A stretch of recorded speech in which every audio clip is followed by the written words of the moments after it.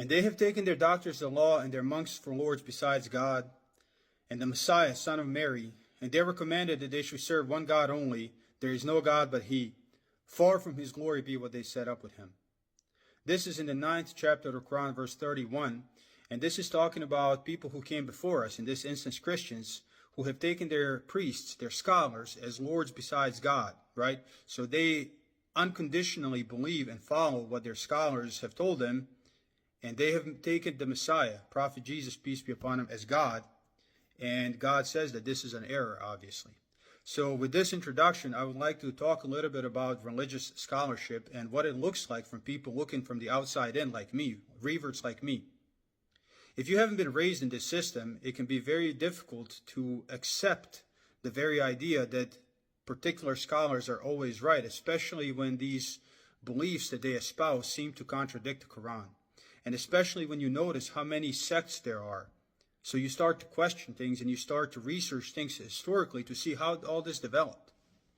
Since this example in the Quran is talking about Christianity, I'm going to use their scholarship as proof that a scholar can be wrong. They have true, honest scholars. Christians have true, honest scholars, people who have dedicated their life to reading, learning to read Aramaic and ancient Hebrew and Greek and true historians, and yet they continue to believe that the Messiah, Jesus, peace be upon him, is Son of God, or part of God, or whatever the doctrine is, the Trinity, and it's very, very confusing. But yet you have these people who are highly educated who believe that. So that is proof that scholarship is not the guarantee of accuracy. Now, does this happen in Islam? Absolutely. Absolutely. The existence of sectarianism tells you that this happens in Islam. And if you look even further, for example, you can read about the what's called Mihna. I don't know if I'm pronouncing it correct in Arabic, but this was a religious persecution or inquisition and during the conflict between the Mu'tazila and the Sunnis, early Sunnis. And what Mu'tazila did is they persecuted Sunnis because they were the dominant sect at that time. So what we believe to be mainstream Islam today, Sunnism, was actually a fringe sect at one point in the year 830s.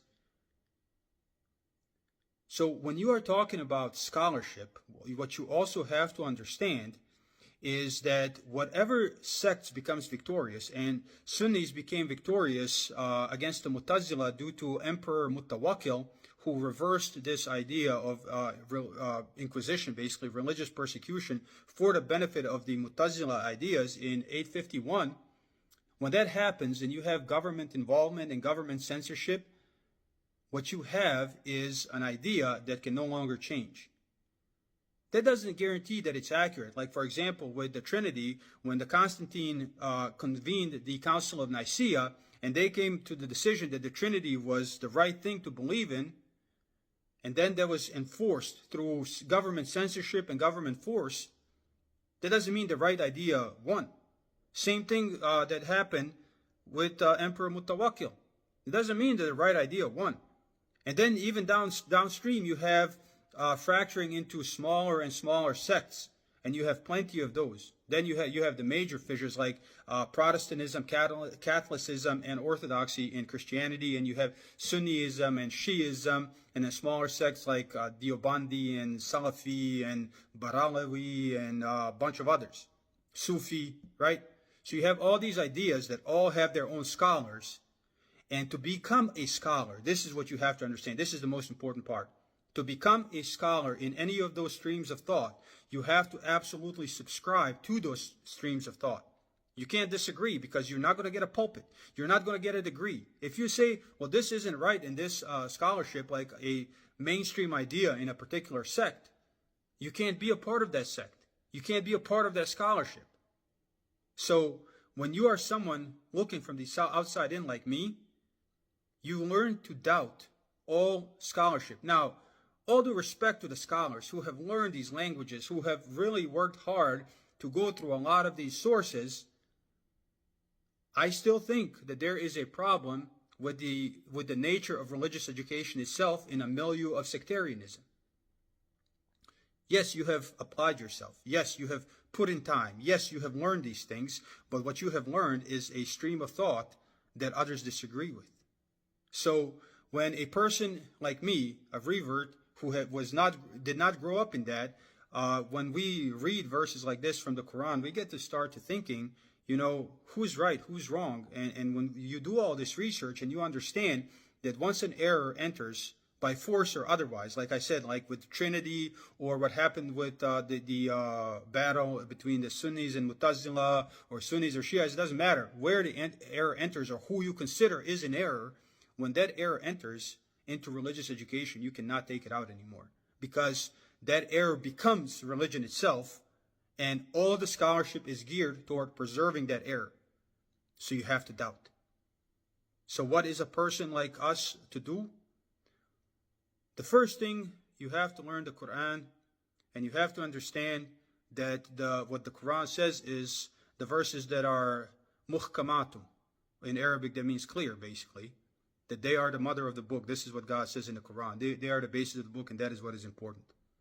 And unfortunately, when you kind of take a look at religious scholarship and you look at what people are talking about, you realize that a lot of times, a lot of what religion teaches is excuses as to why you don't necessarily have to follow those verses that are clear with absolute religious devotion, and what can expiate you and how you can enter into heaven by simply proclaiming a belief, or you can enter into heaven by fasting one day, and a bunch of excuses like that, and you doubt even more. So the only approach that people like me are left with is taking the Quran as Furqan, which in Arabic means basically distinction between truth and lies.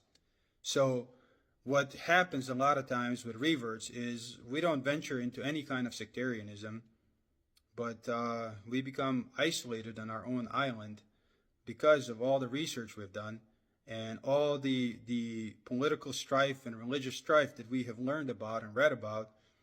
And we simply become dedicated to the basic moralities, which are in fact Islam according to the Quran. So could there be an error if you unquestionably follow your scholars?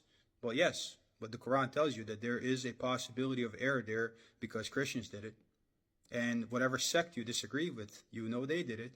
You just believe that it is your own sect that you were raised to believe into blindly that didn't do it. And that is a question you have to ask yourself, why do I believe the things that I believe? So this is ultimately a problem with organized religion and religious scholarship. I'm not saying all scholars are wrong. I'm just saying if you don't study the Quran, if you don't study it in depth by yourself independently first before you start listening to people, you're never going to even have an idea who might be wrong. So it's a very, very slippery slope. Peace be with you.